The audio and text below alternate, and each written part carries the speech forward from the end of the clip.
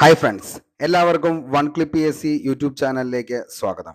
നമ്മുടെ ഇന്നത്തെ വീഡിയോ എന്ന് പറയുന്നത് LDC 2024 വേണ്ടി തയ്യാറെടുക്കുന്ന ഒരു ഉദ്യോഗാർത്ഥിയാണെങ്കിൽ നിങ്ങൾ ഉറപ്പായിട്ടും പഠിച്ചിരിക്കേണ്ട 21 പ്രീവിയസ് ഇയർ ക്വസ്റ്റ്യൻ പേപ്പറും അതിൻ്റെ ഡിസ്കഷനുമാണ് ഇന്നത്തെ ഈ ഒരു വീഡിയോ എന്ന് പറയുന്നത്. അപ്പോൾ നമ്മുടെ ആദ്യത്തെ ക്ലാസ് കാണാത്ത ഉദ്യോഗാർത്ഥികളാണ് എങ്കിൽ നിങ്ങളൊന്ന് പോയി കാണാനായിട്ട് ശ്രമിക്കുക. ഡിസ്ക്രിപ്ഷൻ ബോക്സിൽ അതിൻ്റെ ലിങ്ക് കൂടി ഒന്ന് പിൻ ചെയ്തേക്കാം. അപ്പോൾ ആദ്യത്തെ ക്ലാസ്സിൽ നമ്മൾ ഏകദേശം 25ഓളം ചോദ്യങ്ങളും അതിൻ്റെ 4 ഓപ്ഷനുകളുമാണ് ഡിസ്കസ് ചെയ്തു പോയത്. അപ്പോൾ ഇന്നത്തെ ക്ലാസ്സിൽ നമ്മൾ പറയാൻ ഉദ്ദേശിക്കുന്നത് 26ാമത്തെ ചോദ്യം മുതലാണ് ഇനി നമ്മൾ സ്റ്റാർട്ട് ചെയ്യുന്നത്. അപ്പോൾ മൊത്തമായിട്ട് കാണുക. നിങ്ങൾക്ക് വീഡിയോ ഇഷ്ടപ്പെടുവാണെങ്കിൽ ഉറപ്പായിട്ടും ലൈക്ക് ചെയ്യുക. അതേപോലെ തന്നെ ഇത് ഉപകാരപ്രദമാണ് എന്ന് തോന്നുകയാണെങ്കിൽ മറ്റുള്ളവരിലേക്കും ഒന്ന് ഷെയർ ചെയ്യുക. നമുക്ക് നേരെ ചോദ്യത്തിലേക്ക് പോകാം. ഇന്നത്തെ ചോദ്യം 26ാമത്തെ ചോദ്യമാണ്. നാരി ശക്തി വന്ദൻ അധിനിയം ബില്ലിൽ രാഷ്ട്രപതി ഒപ്പുവെച്ചത് എന്നാണ് എന്നുള്ളതാണ് ഇന്നത്തെ ചോദ്യം. 26ാമത്തെ ആദ്യത്തെ ചോദ്യം, എന്നാണ് ഒപ്പുവെച്ചത്? നാരി ശക്തി വന്ദൻ അധിനിയം ബില്ലിൽ രാഷ്ട്രപതി ഒപ്പുവെച്ചത്. അത് ഓപ്ഷൻ ഡി ആണ്. 2023 സെപ്റ്റംബർ 28-നാണ് നാരി ശക്തി വന്ദൻ അധിനിയം ബില്ലിൽ രാഷ്ട്രപതി ഒപ്പുവെച്ചത്. നമുക്കറിയാം, ഈ നിയമം അറിയപ്പെടുന്ന പേരാണ് വനിതാ സംവരണ നിയമം 2023. ലോകസഭ, നിയമസഭ, ഡൽഹി നിയമസഭ എന്നിവിടങ്ങളിൽ 33% വനിതാ സംവരണം ഉറപ്പാക്കുന്ന നിയമമാണ് ഈ പറയുന്ന നാരി ശക്തി വന്ദൻ അധിനിയം ബില്ലെന്ന് പറയുന്നത്. ഇത് ലോകസഭ ബില്ല് അവതരിപ്പിച്ചത് 2023 സെപ്റ്റംബർ 19-നാണ്. അവതരിപ്പിച്ചത് ആരാന്ന് ചോദിച്ചാൽ നമ്മുടെ കേന്ദ്ര നിയമമന്ത്രിയായിട്ടുള്ള അർജുൻ റാം മേഘ്വാൾ ആണ് ഈ ഒരു ബില്ല് ലോകസഭയിൽ അവതരിപ്പിച്ചത്. ലോകസഭ പാസ്സാക്കിയത് എന്നാന്ന് ചോദിച്ചാൽ 2023 സെപ്റ്റംബർ 20-നാണ്. ഇനി രാജ്യസഭ പാസ്സാക്കിയത് 2023 സെപ്റ്റംബർ 21. രാഷ്ട്രപതി എന്നാണിത് ഒപ്പുവെച്ചതെന്ന് ചോദിച്ചാൽ 2023 സെപ്റ്റംബർ 28-നാണ്. ഓക്കെ, അപ്പോൾ ഈ ഒരു ചോദ്യം ഉറപ്പായിട്ടും ഓർത്തു വച്ചോ, ഇമ്പോർട്ടൻ്റ് ആണ്. നാരി ശക്തി വന്ദൻ അധിനിയം ബില്ലിൽ രാഷ്ട്രപതി ഒപ്പുവെച്ചത് 2023 സെപ്റ്റംബർ 28-നാണ്.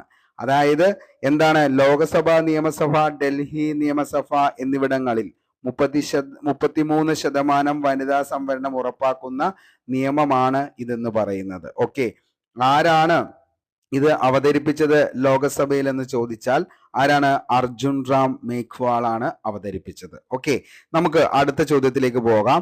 അപ്പോൾ ഇന്ത്യയിലെ ഏത് സൈനിക വിഭാഗത്തിനാണ് പുതിയ പാർലമെന്റ് മന്ദിരത്തിന്റെ നിലവിലുള്ള സുരക്ഷാ ചുമതല? ഓക്കെ, ഇന്ത്യയിലെ ഏത് സൈനിക വിഭാഗത്തിനാണ് പുതിയ പാർലമെന്റ് മന്ദിരത്തിന്റെ നിലവിലുള്ള സുരക്ഷാ ചുമതല എന്ന് ചോദിച്ചാൽ അതിന്റെ ഓപ്ഷൻ ബി ആണ് നമ്മുടെ ആൻസർ എന്ന് പറയുന്നത്. CISF. ഓക്കെ, CISF-നാണ് ഇന്ത്യയിലെ പുതിയ പാർലമെന്റ് മന്ദിരത്തിന്റെ നിലവിലുള്ള സുരക്ഷാ ചുമതല എന്ന് പറയുന്നത് CISF-നാണ്. നമുക്കറിയാം, പുതിയ പാർലമെന്റ് മന്ദിരത്തിന് തറക്കല്ലിട്ടത് 2020 ഡിസംബർ 10-ആണ്. ഇന്ത്യയുടെ പുതിയ പാർലമെന്റ് മന്ദിരം ഉദ്ഘാടനം ചെയ്തത് എന്നാണ് ചോദിച്ചാൽ ശ്രീ നരേന്ദ്രമോദി 2023 മെയ് 28. ഉദ്ഘാടനത്തോടനുബന്ധിച്ചാണ് അധികാര കൈമാറ്റത്തെ സൂചിപ്പിക്കാനായിട്ട് ബ്രിട്ടീഷുകാർ പ്രഥമ പ്രധാനമന്ത്രി ജവഹർലാൽ നെഹ്റുവിന് സമർപ്പിച്ച ചെങ്കോൽ പുതിയ മന്ദിരത്തിന്റെ സ്പീക്കറുടെ ഇരിപ്പിടത്തിന് സമീപം സ്ഥാപിച്ചു.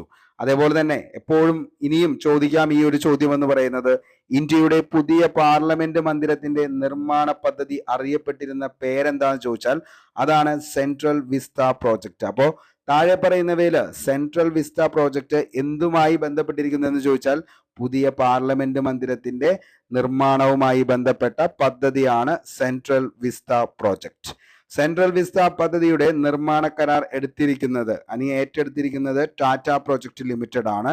പുതിയ പാർലമെന്റ് മന്ദിരത്തിന്റെ ആകൃതി നമുക്കറിയാം, ത്രികോണാകൃതിയിലാണ് കാണപ്പെടുന്നത്. പുതിയ പാർലമെന്റ് മന്ദിരം രൂപകൽപ്പന ചെയ്തത് ബിമൽ പട്ടേൽ എന്ന് പറയുന്ന ഗുജറാത്തുകാരനാണ്. പുതിയ പാർലമെന്റ് മന്ദിരത്തിന്റെ ആദ്യ സമ്മേളനം നടന്നത് 2023 സെപ്റ്റംബർ 19. പുതിയ പാർലമെന്റ് മന്ദിരത്തിൽ അവതരിപ്പിച്ച ആദ്യ ബില്ല് ഏതാന്ന് ചോദിച്ചാൽ വനിതാ സംവരണ ബില്ല്, നമ്മൾ തൊട്ടു മുമ്പ് പറഞ്ഞത്. ഓക്കെ, ഇനി എന്തായിരുന്നു പുതിയ പാർലമെന്റ് മന്ദിരത്തിന്റെ, അതായത് what is the difference between പുതിയ പാർലമെന്റ് മന്ദിരവും അതേപോലെ തന്നെ പഴയ പാർലമെന്റ് മന്ദിരം എന്ന് ചോദിച്ചാൽ വിസ്തീർണം 65,000 ചതുരശ്ര കിലോമീറ്ററിലേക്ക് ചതുരശ്ര മീറ്ററിലേക്ക് വിസ്തീർണം 65,000 ചതുരശ്ര മീറ്റർ ആണ്. അതേപോലെ തന്നെ പ്രധാന കവാടങ്ങളാണ് ജ്ഞാനദ്വാര, ശക്തിദ്വാര, കർമ്മദ്വാര. ഇതൊക്കെ നമ്മൾ എന്ത് ചെയ്തേക്കണെയാണ്, കഴിഞ്ഞൊരു എന്താണ് നമ്മുടെ കറണ്ട് അഫയേഴ്സിൽ വളരെ വ്യക്തമായി പറഞ്ഞു പോയേക്കണതാണ്. അതേപോലെ തന്നെ പഴയ പാർലമെന്റ് മന്ദിരം ദീർഘവൃത്താകൃതിയിലാണ്. പ്രവേശന കവാടങ്ങൾ 12 എണ്ണമാണുള്ളത്. അതേപോലെ തന്നെ പഴയ പാർലമെന്റ് മന്ദിരം സ്ഥിതി ചെയ്യുന്നതും ന്യൂഡൽഹിയിൽ തന്നെയാണ്. അതേപോലെ പഴയ പാർലമെന്റ് മന്ദിരം രൂപകൽപ്പന ചെയ്തത് ആരാന്ന് ചോദിച്ചു കഴിഞ്ഞാൽ എഡ്വിൻ ലൂട്ടിൻസും അതേപോലെ തന്നെ ഹെർബർട്ട് ബേക്കറുമാണ്. ഓക്കെ, അങ്ങനെയാണെങ്കിൽ നമ്മുടെ ഇന്നത്തെ ചോദ്യം എന്ന് പറയുന്നത്, പഴയ പാർലമെന്റ് മന്ദിരം ഉദ്ഘാടനം ചെയ്തത് ഏത് പ്രഭുവാണ് എന്നുള്ളത് താഴെ എന്ത് ചെയ്യുക, ഒന്ന് കമന്റ് ചെയ്യുക. ഓക്കെ, അപ്പോൾ എന്നാണ് നമ്മുടെ പഴയ പാർലമെന്റ് മന്ദിരം ആരാണ് ഉദ്ഘാടനം ചെയ്തത് എന്നുള്ളത്, ഏത് പ്രഭുവാണ് എന്നുള്ളത് താഴെ എന്ത് ചെയ്യുക, കമന്റ് ബോക്സിൽ രേഖപ്പെടുത്തുക. 1927 ജനുവരി 18-നാണ് പഴയ പാർലമെന്റ് മന്ദിരം ഉദ്ഘാടനം ചെയ്തത്. ആ ഉദ്ഘാടനം ചെയ്ത വ്യക്തി ആരാന്നുള്ളത് നിങ്ങൾ എന്ത് ചെയ്യുക, ഒന്ന് കമന്റ് ചെയ്യുക. ഓക്കെ, നമുക്ക് അടുത്ത ചോദ്യത്തിലേക്ക് പോവാം. കേരളത്തിലെ എംപ്ലോയ്മെന്റ് എക്സ്ചേഞ്ചുകളിൽ പേര് രജിസ്റ്റർ ചെയ്തിട്ടും തൊഴിൽ ലഭിക്കാത്ത മുതിർന്ന പൗരന്മാർക്കുള്ള സ്വയം തൊഴിൽ പദ്ധതിക്ക് പറയുന്ന പേര് എന്താണ്? ഓക്കെ, എന്താണ്? കേരളത്തിലെ എംപ്ലോയ്മെന്റ് എക്സ്ചേഞ്ചുകളിൽ പേര് രജിസ്റ്റർ ചെയ്തിട്ടും തൊഴിൽ ലഭിക്കാത്ത മുതിർന്ന പൗരന്മാർക്കുള്ള സ്വയം തൊഴിൽ പദ്ധതിക്ക് പറയുന്ന പേരെന്താന്ന് ചോദിച്ചു കഴിഞ്ഞാൽ എന്താണ്? നവജീവൻ എന്നതാണ്. ഓപ്ഷൻ സി ആണ് നവജീവൻ. എന്താണ് ഈ നവജീവൻ പദ്ധതി എന്ന് ചോദിച്ചു കഴിഞ്ഞാൽ, മുതിർന്ന പൗരന്മാർക്കുള്ള സ്വയം തൊഴിൽ പദ്ധതിയാണ് നവജീവൻ എന്ന് പറയുന്നത്. കേരളത്തിലെ എംപ്ലോയ്മെന്റ് എക്സ്ചേഞ്ചുകളിൽ പേര് രജിസ്റ്റർ ചെയ്തിട്ടുള്ള മുതിർന്ന പൗരന്മാർക്കുള്ള സ്വയം തൊഴിൽ പദ്ധതിയാണ് എന്തെന്ന് പറയുന്നത്? നവജീവൻ പദ്ധതി. ഇതിന്റെ അർഹത എന്താന്ന് ചോദിച്ചാൽ എംപ്ലോയ്മെന്റ് രജിസ്ട്രേഷൻ നിലവിലുണ്ടായിരിക്കണം. അതേപോലെ തന്നെ ഇവരുടെ പ്രായപരിധി എന്ന് പറയുന്നത് 50-നും 65-നും മധ്യേ ആയിരിക്കണം. വ്യക്തിഗത വാർഷിക വരുമാനം എന്ന് പറയുന്നത് 1 ലക്ഷം രൂപയിൽ കവിയാൻ പാടില്ല. മുൻഗണന എന്ന് പറയുന്നത് എംപ്ലോയ്മെന്റ് രജിസ്ട്രേഷൻ നിലവിൽ യഥാസമയം പുതുക്കിക്കൊണ്ടിരിക്കുന്നവരായിരിക്കണം. അതേപോലെ തന്നെ അനുവദിക്കുന്ന വായ്പയിൽ 25% സ്ത്രീകൾക്ക് ലഭ്യമാകുന്നതാണ്. 55 വയസ്സ് കഴിയാത്ത വിധവകൾ, ഭിന്നശേഷിക്കാർ എന്നിവരെ ആദ്യം പരിഗണിക്കുന്നതാണ്. അനുവദിക്കുന്ന വായ്പയിൽ 25% ദാരിദ്ര്യരേഖയ്ക്ക് താഴെയുള്ള വിഭാഗത്തിനാണ് ലഭ്യമാകുന്നത്.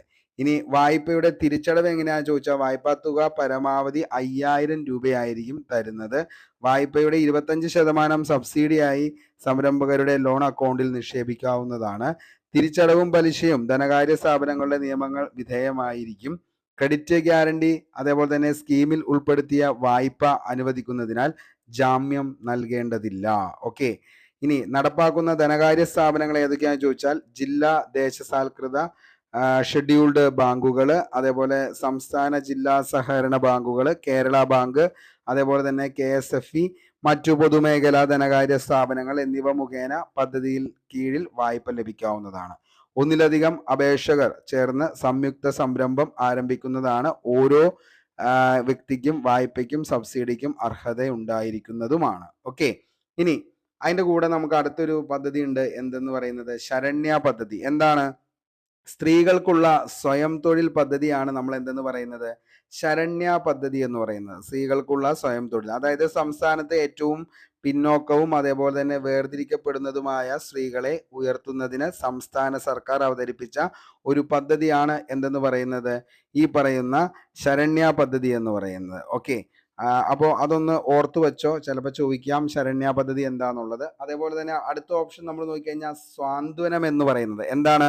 പൊതുജനങ്ങൾക്കിടയിൽ ജീവിതശൈലി രോഗങ്ങൾ വർദ്ധിക്കുന്നതും രക്തപരിശോധനയ്ക്കായി ക്ലിനിക്കുകളിലേക്ക് പതിവായി യാത്ര ചെയ്യേണ്ടി വരുന്നതുമായ സാഹചര്യത്തിൽ സാധാരണക്കാർക്ക് തുണയേകാനായി ആരംഭിച്ച ഒരു പദ്ധതിയാണ് സ്വാന്തനം എന്ന് പറയുന്നത്. ഓക്കെ, വീടുകളിലെത്തി രക്തപരിശോധന ഉൾപ്പെടെയുള്ള സേവനങ്ങൾ നൽകാനും അതിലൂടെ കേരളത്തിലെ സമൂഹം നേരിടുന്ന പ്രശ്നത്തിലുള്ള പരിഹാരം സ്ത്രീകളുടെ ഉപജീവനത്തിലുള്ള അവസരമാക്കി മാറ്റാനും സ്വാന്തനം പദ്ധതിയിലൂടെ സാധിക്കുന്നുണ്ട്. ഓക്കെ, പദ്ധതി നടപ്പിലാക്കിയ ഏജൻസി ഏതാണെന്ന് ചോദിച്ചാൽ നമ്മുടെ കുടുംബശ്രീയാണ്. 2006-ലാണ് ഈ പദ്ധതി നിലവിൽ വന്നത്.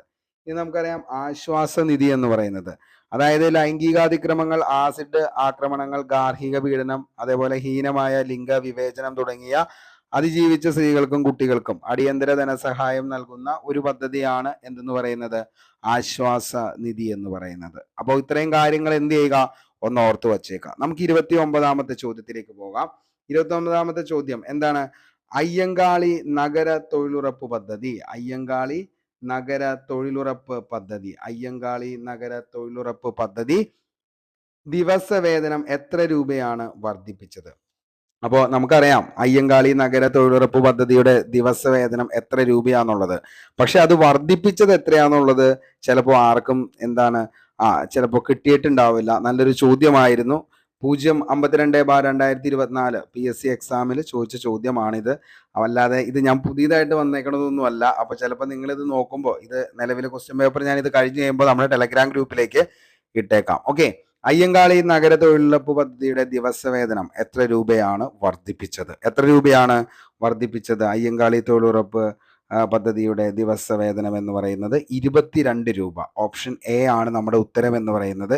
22 രൂപ എന്ത് ചെയ്തിട്ടുണ്ട്? വർദ്ധിപ്പിച്ചിട്ടുണ്ട്. ഓക്കെ, നമുക്കറിയാം 2021 ആരംഭിച്ച സമ്പൂർണ്ണ ഗ്രാമീണ റോസ്ഗാർ യോജന, അതായത് SGRY ആണ്.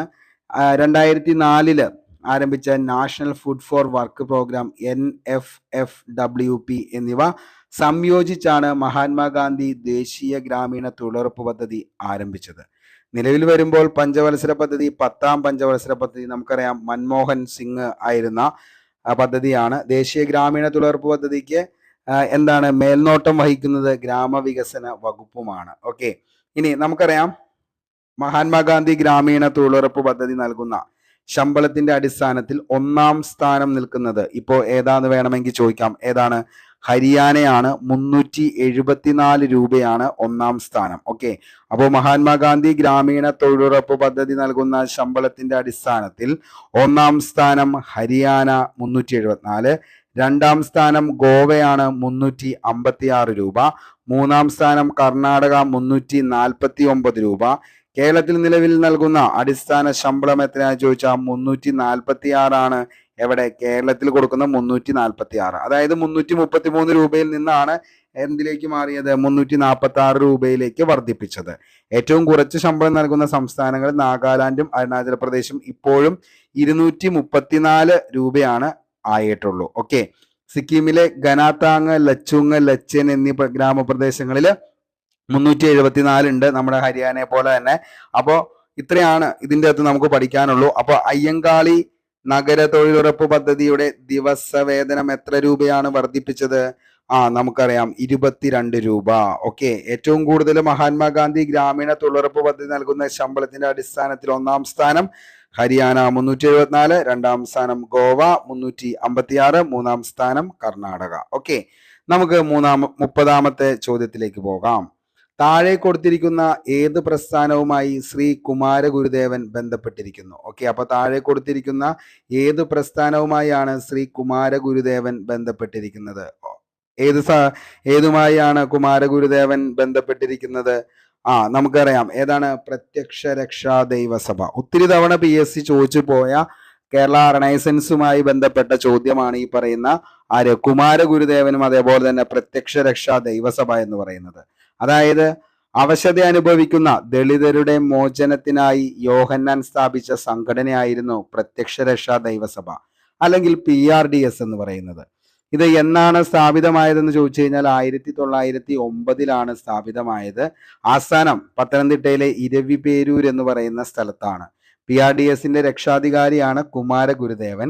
PRDSന്റെ മുഖപത്രമാണ് ആദിയാർ ദീപം. അപ്പോൾ ചോദിച്ചേണ്ട ഈ ഒരു ചോദ്യം, ആദിയാർ ദീപം എന്ന് പറയുന്ന മുഖപത്രം താഴെ പറയുന്നവയിൽ ഏത് സംഘടനയുടെയാണ് എന്ന് ചോദിച്ചു കഴിഞ്ഞാൽ അത് പ്രത്യക്ഷ രക്ഷാ ദൈവസഭ എന്ന് പറയുന്ന സംഘടനയുടെയാണ്. പ്രത്യക്ഷ രക്ഷാ ദൈവസഭ സ്ഥാപിച്ചതിന് ശേഷം യോഹന്നാൻ അറിയപ്പെടുന്ന പേരുകളായിരുന്നു പൊയ്കയിൽ അപ്പച്ചൻ, കുമാരഗുരുദേവൻ. ഓക്കെ, പൊയ്കയിൽ അപ്പച്ചൻ അല്ലെങ്കിൽ കുമാരഗുരുദേവൻ. ഇനി സമത്വ സമാജം. സമത്വ സമാജം എന്നുള്ളത് നമുക്കറിയാം ഓപ്ഷനിൽ കാണുന്ന 1ാമത്തെ സമത്വ സമാജമാണ്. കേരള സാമൂഹിക പരിഷ്കാരങ്ങൾക്ക് തുടക്കം കുറിച്ച നവോത്ഥാന പ്രസ്ഥാനമാണ് സമത്വ സമാജം. അതായത് 1836 അത് സ്ഥാപിച്ചത് വൈകുണ്ഠ സ്വാമികളാണ്. മോസ്റ്റ്ലി റിപ്പീറ്റഡ് ആണ് സമത്വ സമാജം, വൈകുണ്ഠ സ്വാമികൾ എന്നാണ് ഇത് നിലവിൽ വന്നത് 1836. അതേപോലെ തന്നെ ഇമ്പോർട്ടൻ്റ് ആണ് ആത്മവിദ്യാ സംഘം. അന്ധവിശ്വാസങ്ങൾ, അർദ്ധശൂന്യമായ ചടങ്ങുകൾ എന്നിവയ്ക്കെതിരെ ജനങ്ങളെ ബോധവൽക്കരിക്കാൻ സ്ഥാപിച്ച സംഘടനയായിരുന്നു ആത്മവിദ്യാ സംഘം. 1917 കാരക്കാട്, അതായത് കോഴിക്കോട് കരക്കാട് എന്ന് പറയുന്ന സ്ഥലത്താണ് ആദ്യ സമ്മേളനം നടക്കുന്നത്. ഓക്കെ, മിക്കപ്പോഴും ചോദിക്കാറുള്ളത് ഈ പറയുന്ന ആത്മവിദ്യാ സംഘം എന്നാണ് സ്ഥാപിച്ചതെന്ന് ചോദിച്ചു കഴിഞ്ഞാൽ 1917 ഈ ഒരു എന്താണ് ആത്മവിദ്യാ സംഘം നിലവിൽ വന്നത്. അത് ആരുടെ സംഘടനയാണെന്ന് ചോദിച്ചു കഴിഞ്ഞാൽ അത് നമ്മുടെ വാഗ്ഭടാനന്ദന്റെ സംഘടനയായിരുന്നു. അതേപോലെ തന്നെ എന്താണ് ഈ അഭിനവ കേരളം എന്ന് പറയുന്ന ആത്മവിദ്യാ സംഘത്തിന്റെ മുഖപത്രമാണ്, ഇടയ്ക്ക് ചോദിക്കാറുണ്ട്.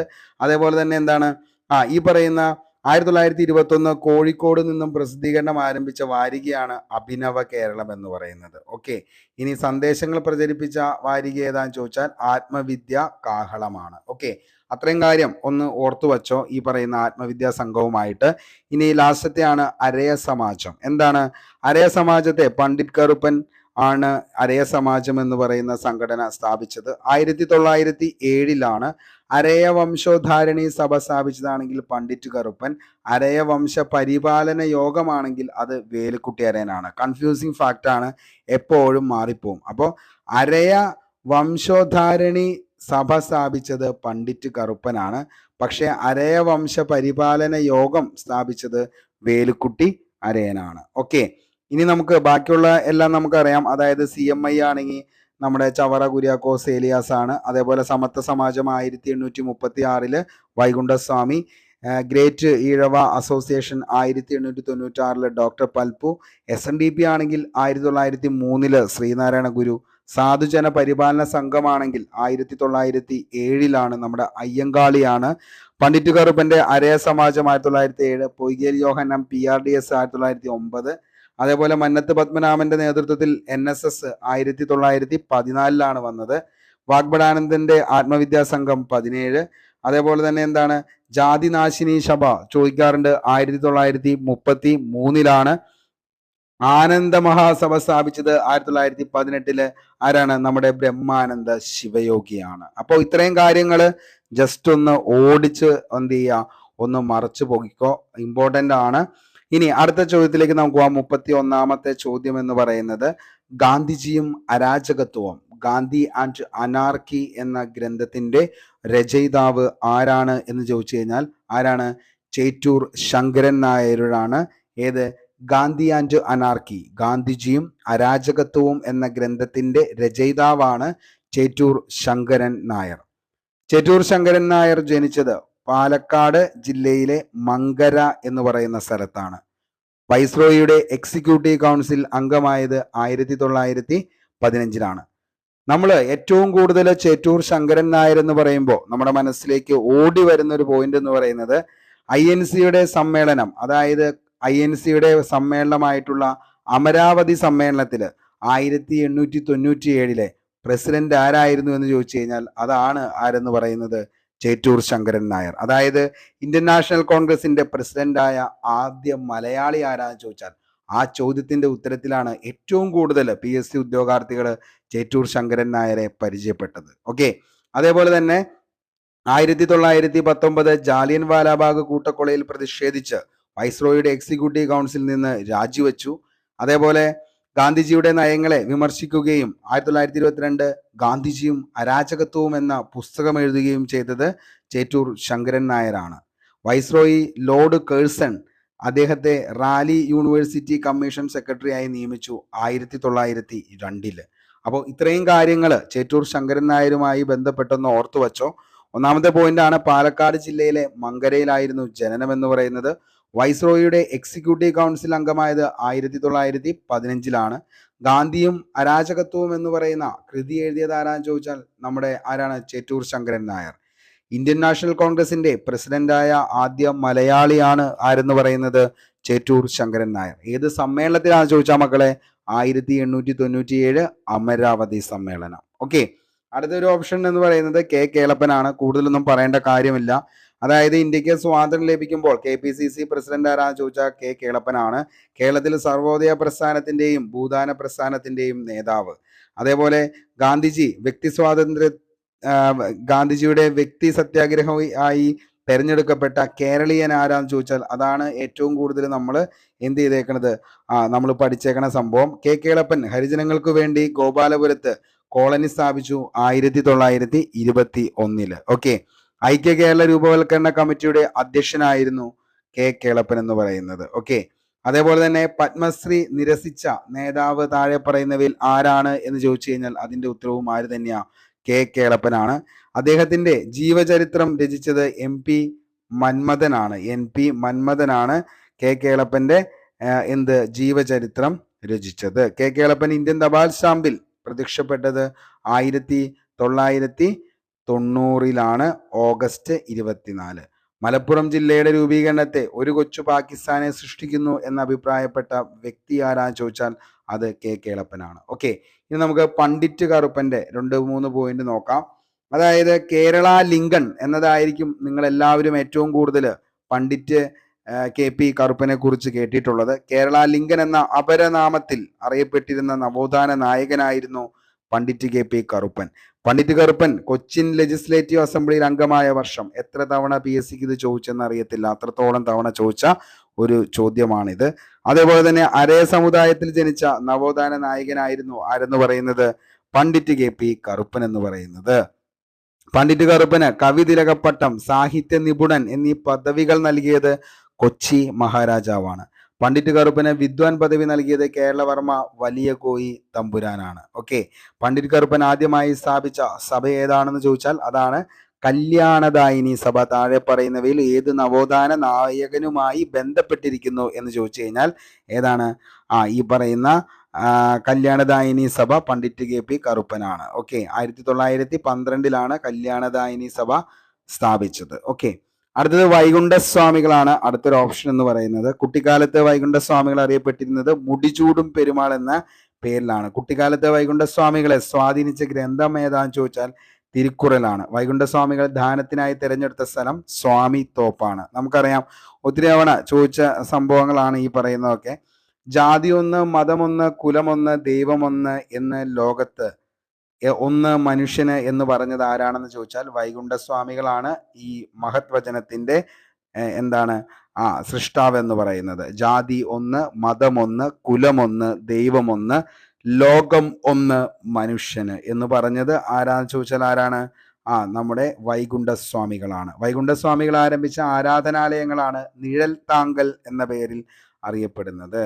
അതേപോലെ തന്നെ എന്താണ്, അദ്ദേഹത്തിന്റെ മുന്തിരിക്കിണർ ഭയങ്കര പ്രസിദ്ധമാണ്. അതായത് എല്ലാ ജാതിയിൽപ്പെട്ടവർക്കുമായി ഉപയോഗിക്കാൻ വൈകുണ്ഠസ്വാമി നിർമ്മിച്ച കിണറായിരുന്നു മുന്തിരിക്കിണർ എന്ന പേരിൽ അറിയപ്പെട്ടിരിക്കുന്നത്. മുന്തിരിക്കിണർ അതർവൈസ് നോൺ ആസ് സ്വാമി കിണർ എന്ന പേരിലും അറിയപ്പെട്ടു. സമ്പൂർണ്ണ ദേവൻ എന്നറിയപ്പെടുന്ന സാമൂഹിക പരിഷ്കർത്താവാണ് ആരെന്ന് പറയുന്നത്? വൈകുണ്ഠ സ്വാമികൾ എന്ന് പറയുന്നത്. അയ്യാവഴി മതത്തിന്റെ ചിഹ്നം, അതായത് തീജാല വഹിക്കുന്ന താമര. വൈകുണ്ഠ മല സ്ഥിതി ചെയ്യുന്നത് എവിടെയാണെന്ന് ചോദിച്ചാൽ അത്തളവിള, കന്യാകുമാരി എന്ന് പറയുന്ന സ്ഥലത്താണ്. സമപന്തി ഭോജനം ആരംഭിച്ച സാമൂഹിക പരിഷ്കർത്താവാണ് ആര്? വൈകുണ്ഠസ്വാമികൾ. ഓക്കെ, അപ്പോ സമപന്തി ഭോജനം ആരാണ് ആരംഭിച്ചത്? ആരംഭിച്ചത് ആരാന്ന് ചോദിച്ചു കഴിഞ്ഞാൽ അത് വൈകുണ്ഠസ്വാമികളാണ്. ഓക്കെ, നമുക്ക് അടുത്ത ചോദ്യത്തിലേക്ക് പോകാം. 32ാമത്തെ ചോദ്യം എന്താണ്? 2024 തണ്ണീർത്തട ദിനത്തിന്റെ പ്രമേയം കണ്ടെത്തുക. അപ്പോൾ 2024 തണ്ണീർത്തട ദിനത്തിന്റെ പ്രമേയം കണ്ടെത്തുക. എന്താണ് പ്രമേയം തണ്ണീർത്തട ദിനത്തിന്റെ 2024? തണ്ണീർത്തടവും മനുഷ്യക്ഷേമവും. ഓക്കെ, തണ്ണീർത്തടവും മനുഷ്യക്ഷേമവും എന്നതാണ് 2024 തണ്ണീർത്തട ദിനത്തിന്റെ പ്രമേയം എന്ന് പറയുന്നത്. ലോക തണ്ണീർത്തട ദിനം നമുക്കറിയാം എന്നാണ്? ഫെബ്രുവരി 2 ലോക തണ്ണീർത്തട ദിനമായിട്ട് ആചരിക്കുന്നത്. 2023 പ്രമേയം എന്താണെന്ന് ചോദിച്ചാൽ തണ്ണീർത്തടം പുനഃസ്ഥാപിക്കൽ. 1971 ഇറാനിലെ കാസ്പിയൻ കടൽ തീരത്തുള്ള റംസാറിൽ വച്ച് നടന്ന തണ്ണീർത്തടങ്ങളെ കുറിച്ചുള്ള ലോക ഉച്ചകോടിയുടെ തുടർന്നാണ് റംസാർ ഉടമ്പടി ഉണ്ടായത്. റംസാർ ഉടമ്പടി ഒപ്പുവെച്ച വർഷം എന്നാന്ന് ചോദിച്ചു കഴിഞ്ഞാൽ എന്നാണ്? 1971 ഫെബ്രുവരി 2. ലോക തണ്ണീർത്തട ദിനമായി ഫെബ്രുവരി ആചരിച്ചു തുടങ്ങിയ വർഷം എന്നാന്ന് വേണമെങ്കിൽ ചോദിക്കാം PSCക്ക്. അത് 1997. ഓക്കെ, അപ്പോൾ ഈ പറയുന്ന എല്ലാം എന്താണ്? തണ്ണീർത്തടവുമായി ബന്ധപ്പെട്ട് വന്ന പ്രമേയങ്ങളാണ്. അപ്പോൾ തണ്ണീർത്തടവും മനുഷ്യക്ഷേമവും എന്നതാണ് എന്ത്? 2024 തണ്ണീർത്തട ദിനത്തിന്റെ പ്രമേയം എന്ന് പറയുന്നത് തണ്ണീർത്തടവും മനുഷ്യക്ഷേമവും. ഓക്കെ, എന്താണ് 2023 എന്ന് ചോദിച്ചു കഴിഞ്ഞാൽ എന്താണ്? അത് തണ്ണീർത്തടം പുനഃസ്ഥാപിക്കൽ. ഇനി എന്നാണ് റംസാർ ഉടമ്പടി ഒപ്പുവെച്ചത്? 1971 ഫെബ്രുവരി 2. ലോക തണ്ണീർത്തട ദിനമായി ഫെബ്രുവരി ആചരിച്ചു തുടങ്ങിയത് 1997 വളരെ വ്യക്തമായെന്ന് കരുതുന്നു. നമുക്ക് 33ാമത്തെ ചോദ്യത്തിലേക്ക് പോകാം. ഗ്രാമപഞ്ചായത്തുകൾക്ക് ടാക്സുകൾ ഏർപ്പെടുത്താനും പിരിച്ചെടുക്കാനും അധികാരം നൽകുന്ന ഇന്ത്യൻ കോൺസ്റ്റിറ്റ്യൂഷന്റെ ഏത് അനുച്ഛേദ പ്രകാരമാണ്? ഓക്കെ, അപ്പോൾ എന്താണ്? ഗ്രാമപഞ്ചായത്തുകൾക്ക് ടാക്സുകൾ ഏർപ്പെടുത്താനും പിരിച്ചെടുക്കാനും അധികാരം നൽകുന്നത് ഇന്ത്യൻ ഭരണഘടനയുടെ ഏത് അനുച്ഛേദ പ്രകാരമാണ് എന്ന് ചോദിച്ചു കഴിഞ്ഞാൽ ഏതാണ്? അനുച്ഛേദം 243 ആണ്. ഓപ്ഷൻ എ തന്നെയാണ് നമ്മുടെ ആൻസർ. എന്താണ്? 243 ഓക്കെ. ഭരണഘടനയിൽ പഞ്ചായത്തിനെ കുറിച്ച് പ്രതിപാദിക്കുന്ന ഭാഗം എത്രയാണെന്ന് ചോദിച്ചാൽ ഭാഗം 3 ഭരണഘടനയിൽ പഞ്ചായത്തിനെ കുറിച്ച് പ്രതിപാദിക്കുന്നത്. 73ാം ഭേദഗതി പ്രകാരം ഭരണഘടനയിൽ കൂട്ടിച്ചേർക്കപ്പെട്ട ഭാഗമാണ് ഭാഗം 9. കൂട്ടിച്ചേർത്ത അനുച്ഛേദങ്ങൾ ഏതാന്ന് ചോദിച്ചാൽ 243 മുതൽ 243 വരെയാണ്. ഏകദേശം 16ഓളം അനുച്ഛേദങ്ങളാണ് ഈ സമയത്ത് കൂട്ടിച്ചേർത്തതെന്ന് പറയുന്നത്. അതിൻ്റെ ആർട്ടിക്കിൾ 243 പഞ്ചായത്തുകളുടെ എന്താണ് നിർവചനത്തെ കുറിച്ച്, അതായത് പഞ്ചായത്തുകളെ കുറിച്ച് ഒരു നിർവചനം നൽകുന്നത് ആർട്ടിക്കിൾ 243. ആർട്ടിക്കിൾ 243 ആണെങ്കിൽ പഞ്ചായത്തുകളുടെ രൂപീകരണം, ആർട്ടിക്കിൾ 243 ആണെങ്കിൽ പഞ്ചായത്തുകളുടെ ഘടന, ആർട്ടിക്കിൾ 243 അതായത് സ്ഥാനങ്ങൾ സംവരണം ചെയ്യൽ, 43 പഞ്ചായത്തുകളുടെ കാലാവധി, 43 അംഗത്തിനുള്ള അയോഗ്യതകൾ, 43 പഞ്ചായത്തുകളുടെ അധികാരങ്ങളും ഉത്തരവാദിത്തങ്ങളെയും കുറിച്ച് പറയുന്നു. ഇനി 43 ആണെങ്കിൽ പഞ്ചായത്തുകൾ നികുതി ചുമത്താനുള്ള അധികാരങ്ങൾ, ഫണ്ടുകൾ. 243 സംസ്ഥാന ധനകാര്യ കമ്മീഷനെ കുറിച്ച്. 243 ആണെങ്കിൽ പഞ്ചായത്തിന്റെ അക്കൗണ്ടുകളുടെ ഓഡിറ്റ്. അതേപോലെ 243 പഞ്ചായത്തിലേക്കുള്ള തെരഞ്ഞെടുപ്പുകൾ. 243 യൂണിയൻ പ്രദേശങ്ങൾക്കും ബാധകമായത്.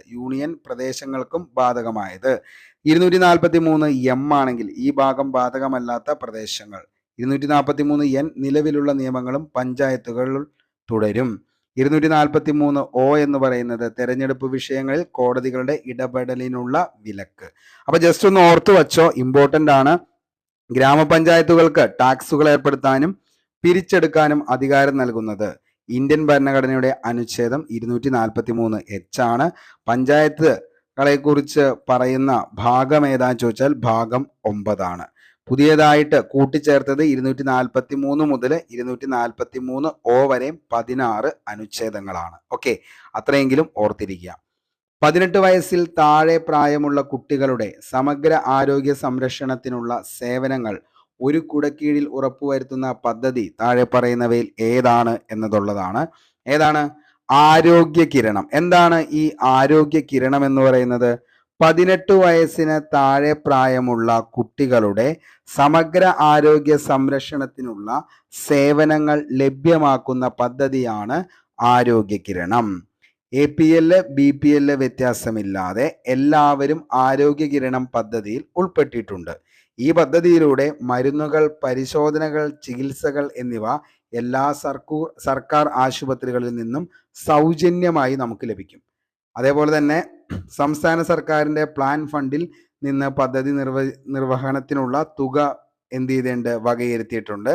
രാഷ്ട്രീയ ബാൽ സ്വാസ്ഥ്യ കാര്യക്രം പദ്ധതി പ്രകാരം ചികിത്സാ സഹായം ലഭിക്കുന്ന 30 രോഗികൾക്ക് പുറമെ എല്ലാ രോഗങ്ങൾക്കും ആരോഗ്യ കിരണം പദ്ധതിയിലൂടെ ചികിത്സാ സഹായം നൽകും. ആശുപത്രിയിൽ ലഭ്യമല്ലാത്ത മരുന്നുകൾ ആശുപത്രിയുമായി എംപാനൽ ചെയ്തിട്ടുള്ള തിരഞ്ഞെടുക്കപ്പെട്ട സ്ഥാപനങ്ങളിൽ നിന്നും തികച്ചും സൗജന്യമായി നമുക്ക് ലഭിക്കുന്നതായിരിക്കും. ഓക്കെ, അതാണ് എന്തെന്ന് പറയുന്നത്? ആരോഗ്യ കിരണം. നമുക്ക് എന്താണ് ആർദ്രം പദ്ധതി? സർക്കാർ ആശുപത്രികളിൽ സാധാരണക്കാർ നേരിടുന്ന ബുദ്ധിമുട്ടുകൾ പരിഹരിച്ചുകൊണ്ട് ജനസൗഹൃദ ആശുപത്രികൾ തുടങ്ങുന്ന പദ്ധതിക്ക് പറയുന്ന പേരാണ് ആർദ്രം എന്ന് പറയുന്നത്. അപ്പോൾ ഇമ്പോർട്ടൻ്റ് ആണ് ആർദ്രം. നമുക്കറിയാം ആർദ്രം മിഷൻ എന്തൊക്കെയാണെന്ന് വെച്ച് കഴിഞ്ഞാൽ ഏകദേശം 10ഓളം പദ്ധതികൾ ആരംഭിച്ചിട്ടുണ്ട്. അതിൻ്റെ ഏറ്റവും ഇമ്പോർട്ടൻ്റ് ആയിട്ടുള്ള 3 പദ്ധതികളാണ് വൺ ഹെൽത്ത് വാർഷികാരോഗ്യ പരിശോധനാ പദ്ധതി, ക്യാൻസർ നിയന്ത്രണ പദ്ധതി. ഓക്കെ, അപ്പോൾ ഇന്ത്യയിൽ ആദ്യമായി വൺ ഹെൽത്ത് പദ്ധതി നടപ്പിലാക്കുന്ന സംസ്ഥാനം ഏതാണെന്ന് ചോദിച്ചാൽ അത് നമ്മുടെ കേരളമാണ്. ഓക്കെ, ഇനി ആർദ്രം മിഷന്റെ പ്രധാന ലക്ഷ്യങ്ങൾ എന്താണ്? ആർദ്രം എന്ന് പറയുന്നതാണ് നമ്മൾ പറഞ്ഞത്. അപ്പോൾ അടുത്തതാണ് എന്ത്? സമഗ്ര എന്ന് പറയുന്നത്. എന്താണ് സമഗ്ര? കേരള നോളജ് എക്കോണമി മിഷൻ ഭിന്നശേഷി വിഭാഗത്തിന് നടപ്പാക്കുന്ന തൊഴിൽ പദ്ധതിയാണ് സമഗ്ര എന്ന് പറയുന്നത്. അപ്പോൾ ലക്ഷ്യം എന്താണെന്ന് ചോദിച്ചാൽ മറ്റൊന്നുമല്ല, വൈജ്ഞാനിക തൊഴിൽ മേഖലയിൽ ഭിന്നശേഷി സമൂഹത്തിന്റെ പങ്കാളിത്തം ഉറപ്പുവരുത്തുക. കേരള നോളജ് ഇക്കോണമി മിഷൻ സാമൂഹ്യനീതി വകുപ്പുമായി ചേർന്നുകൊണ്ട് നടപ്പാക്കുന്ന പദ്ധതിയാണ് സമഗ്ര. പദ്ധതി ഫീൽഡ് തലത്തിൽ നടപ്പിലാക്കുന്നത് കുടുംബശ്രീ മിഷൻ ആയിരിക്കും. ഓക്കെ, ഇനി മൃതസഞ്ജീവിനി, അതായത് ഒത്തിരി തവണ നമ്മളത് കേട്ടതാണ് ന്യൂസിലൊക്കെ. കാരണം മസ്തിഷ്ക മരണം സംഭവിച്ചതോടെ അവയവങ്ങൾ ദാനം ചെയ്യാനുള്ള സംസ്ഥാന ആരോഗ്യ വകുപ്പിന്റെ പദ്ധതിക്ക് പറയുന്ന പേരാണ് മൃതസഞ്ജീവിനി. മൃതസഞ്ജീവിനി പദ്ധതിയിൽ അവയവം മാറ്റിവെച്ചവർക്ക് സഹായധനം നൽകുന്നത് സാമൂഹിക സുരക്ഷാ മിഷനാണ്.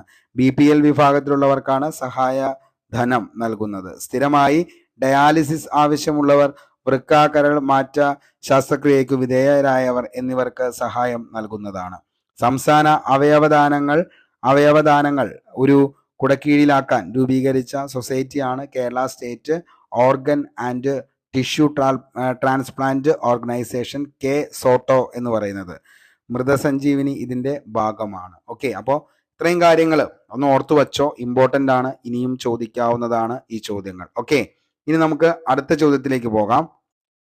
അടുത്ത ചോദ്യം, പെരിയാർ കടുവ സങ്കേതം വ്യാപിച്ചു കിടക്കുന്നത് ഏതൊക്കെ ജില്ലകളിലായിട്ടാണ് പെരിയാർ കടുവ സങ്കേതം വ്യാപിച്ചു കിടക്കുന്നത്? നമുക്കറിയാം, ഒത്തിരി തവണ ചോദിച്ച ചോദ്യമാണ്. അതുകൊണ്ട് തന്നെ ഇടുക്കി, പത്തനംതിട്ട ജില്ലയിലാണ് ഏത് പെരിയാർ കടുവ സങ്കേതം വ്യാപിച്ചു കിടക്കുന്നത്. ഇടുക്കി, പത്തനംതിട്ട. ഓപ്ഷൻ സി ആണ് നമ്മുടെ ഉത്തരം എന്ന് പറയുന്നത്. കേരളത്തിലെ ആദ്യത്തെ വന്യജീവി സങ്കേതം, കേരളത്തിലെ ഏറ്റവും വലിയ വന്യജീവി സങ്കേതം, ശബരിമല സ്ഥിതി ചെയ്യുന്ന വന്യജീവി സങ്കേതം, അതേപോലെ തന്നെ തേക്കടി വന്യജീവി സങ്കേതം എന്ന പേരിൽ അറിയപ്പെട്ടിരുന്ന വന്യജീവി സങ്കേതം, കേരളത്തിലെ ആദ്യത്തെ കടുവ സംരക്ഷണ കേന്ദ്രം, ഇന്ത്യയിലെ 10ാമത്തെ കടുവ സംരക്ഷണ കേന്ദ്രം, ലോക പൈതൃക പട്ടികയിൽ ഉൾപ്പെടുന്ന വന്യജീവി സങ്കേതം, ലോകബാങ്ക് ബക്കർലിപ്പ് പഠന പദ്ധതി നടപ്പാക്കുന്ന വന്യജീവി സങ്കേതം. അതെല്ലാം ഏത് തന്നെയാണ്? പെരിയാർ വന്യജീവി സങ്കേതമാണ്. പെരിയാർ വന്യജീവി സങ്കേതത്തിന്റെ വിസ്തീർണം എത്രയാണെന്ന് ചോദിച്ചു കഴിഞ്ഞാൽ 777 ചതുരശ്ര കിലോമീറ്റർ ആണ്. Kerala forest and wild life department രേഖകൾ പ്രകാരമാണ് 777. 925 ചതുരശ്ര കിലോമീറ്റർ ആണ് നാഷണൽ ടൈഗർ കൺസർവേഷൻ അതോറിറ്റി രേഖകൾ പ്രകാരം. ഓപ്ഷനിൽ ഇത് ഏതെങ്കിലും ഉണ്ടെങ്കിൽ എന്താണ്, നിങ്ങൾ ബബിൾ ചെയ്തോ.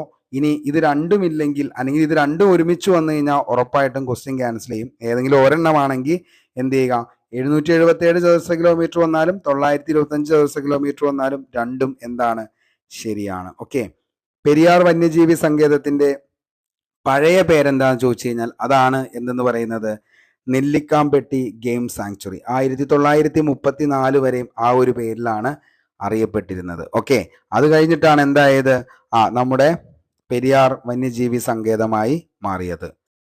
ഓക്കെ, ഇനി പെരിയാർ വന്യജീവി സങ്കേതം വ്യാപിച്ചു കിടക്കുന്ന ജില്ലകളാണ് ഇടുക്കി, പത്തനംതിട്ട, അതേപോലെ തന്നെ കോട്ടയം. ഇടുക്കി, പത്തനംതിട്ട, കോട്ടയം. പെരിയാർ വന്യജീവി സങ്കേതം സ്ഥിതി ചെയ്യുന്ന താലൂക്കാണ് പീരുമേട് താലൂക്ക്. ഇതൊക്കെ ഒത്തിരി തവണ PSC ചോദിച്ചാണ് കേട്ടോ. ഈ പറയുന്ന പീരുമേട് താലൂക്കിൽ സ്ഥിതി ചെയ്യുന്നത് ഏത് വന്യജീവി സങ്കേതമാണ് എന്നുള്ളതൊക്കെ. ഓക്കെ, പെരിയാർ ടൈഗർ റിസർവിനുള്ളിൽ സ്ഥിതി ചെയ്യുന്ന കേരളത്തിലെ ആരാധനാലയം ഏതാണെന്ന് ചോദിച്ചാൽ മംഗളാദേവി ക്ഷേത്രമാണ്. 2018 രാജ്യത്തെ 50 കടുവ സങ്കേതങ്ങളിൽ നടത്തിയ പ്രവർത്തനങ്ങളുടെ വിലയിരുത്തലുകൾ പ്രകാരം രാജ്യത്തെ ഏറ്റവും മികച്ച കടുവ സങ്കേതമായി തിരഞ്ഞെടുത്തത് Periyar tiger reserve, Pench tiger reserve, Madhya Pradesh. Okay, പെരിയാറിനെ വന്യജീവി സങ്കേതമായി പ്രഖ്യാപിച്ചത് 1950 ആണ്. പെരിയാറിനെ ടൈഗർ റിസർവായി പ്രഖ്യാപിച്ചത് എന്നാന്ന് ചോദിച്ചാൽ 1978. പെരിയാർ വന്യജീവി സങ്കേതത്തെ ദേശീയ ഉദ്യാനമായി പ്രഖ്യാപിച്ചത് 1982 ഇനി പെരിയാർ വന്യജീവി സങ്കേതം പ്രൊജക്ട് എലിഫന്റിന് കീഴിലായ വർഷം 1992. അപ്പോൾ വളരെ വ്യക്തമായെന്ന് കരുതുന്നു. അപ്പോൾ ഈ താഴെ പറയുന്നവയിൽ പെരിയാർ കടുവാ സങ്കേതം വ്യാപിച്ചു കിടക്കുന്ന ഏത് ജില്ലയിലാ? ഇടുക്കി, പത്തനംതിട്ട. ഓക്കെ, ഇനി നമുക്ക് 36ാമത്തെ ചോദ്യത്തിലേക്ക് പോകാം. രോഗത്തിന്റെ പേരും അതിന്റെ കാരണവും താഴെ തന്നിരിക്കുന്നതിൽ ശരിയായത് ഏതൊക്കെ എന്നതുള്ളതാണ്.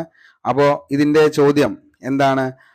ഓപ്ഷൻ സി ആണ് ഇതിന്റെ ആൻസർ എന്ന് പറയുന്നത്. ഓപ്ഷൻ സി, അതായത് ഒന്ന് മാത്രമാണ് ശരി എന്ന് പറയുന്നത്. ഓക്കെ, നിശാന്തത അല്ലെങ്കിൽ നൈറ്റ് ബ്ലൈൻഡ്നെസ്. നമുക്കറിയാം വൈറ്റമിൻ എയുടെ ലഭ്യത കുറയുമ്പോൾ എന്താണ് റെറ്റിനലിന്റെ അളവ് കുറയുകയും, അതായത് റെറ്റിനാലിന്റെ അളവ് കുറയുകയും റൊഡോപ്സിന്റെ പുനർനിർമ്മാണം തടസ്സപ്പെടുത്തുകയും ചെയ്യും. ഓക്കെ, അപ്പോൾ എന്താണ് നിശാന്തത അല്ലെങ്കിൽ നൈറ്റ് ബ്ലൈൻഡ്നെസ് എന്ന് പറഞ്ഞാൽ വൈറ്റമിൻ എയുടെ ലഭ്യത കുറയുമ്പോൾ റെറ്റിനാലിന്റെ അളവ് കുറയുകയും റെഡോപ്സിന്റെ പുനർനിർമ്മാണം തടസ്സപ്പെടുകയും ചെയ്യും.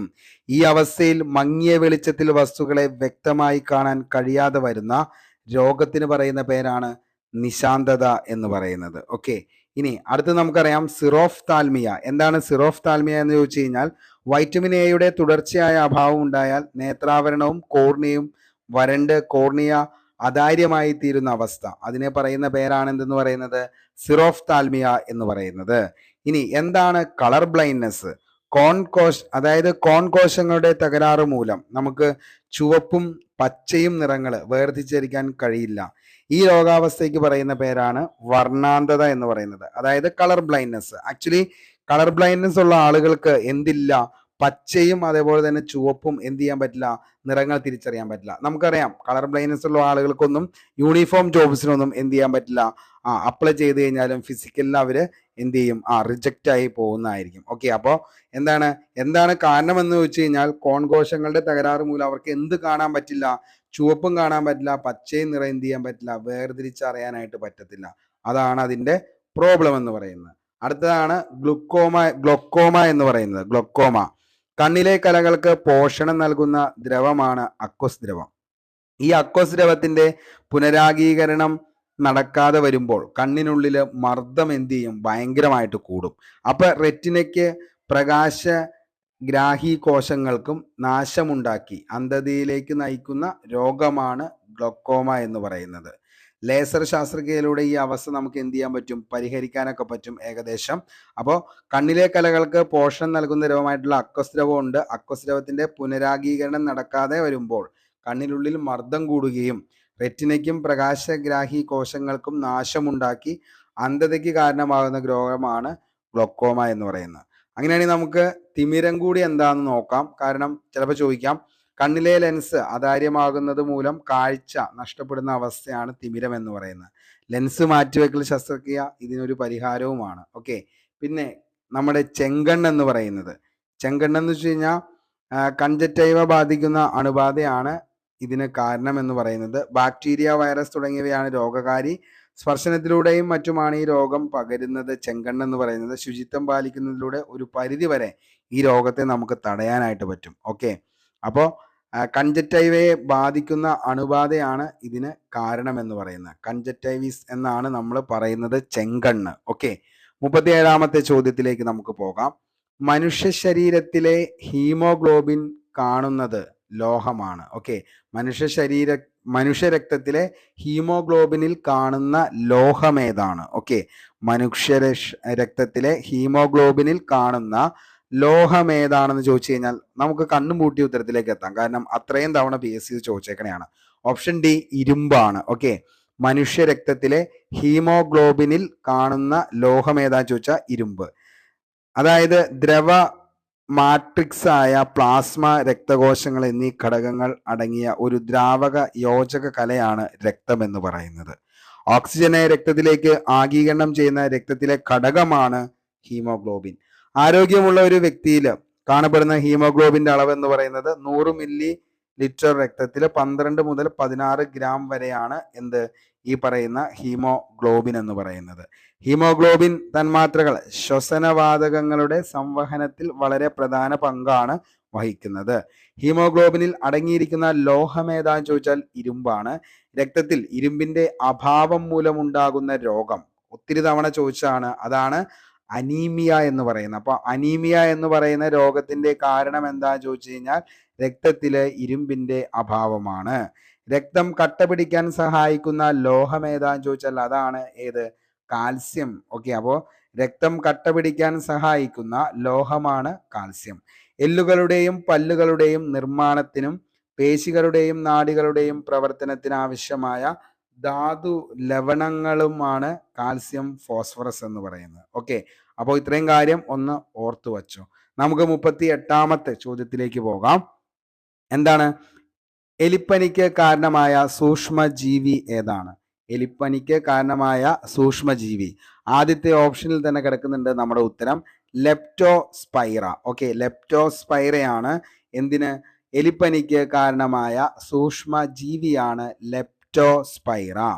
രോഗകാരി ലെപ്റ്റോസ്പൈറ ബാക്ടീരിയയാണ്. പകർച്ചാരീതി എങ്ങനെയാണെന്ന് ചോദിച്ചാൽ എലികളുടെയും നായ്ക്കളുടെയും മറ്റു ചില മൃഗങ്ങളുടെയും മൂത്രത്തിലൂടെ പുറത്തു വരുന്ന ബാക്ടീരിയ കെട്ടിക്കിടക്കുന്ന വെള്ളത്തിലും ഈർപ്പത്തിലും എന്ത് ചെയ്യും? നിലനിൽക്കും.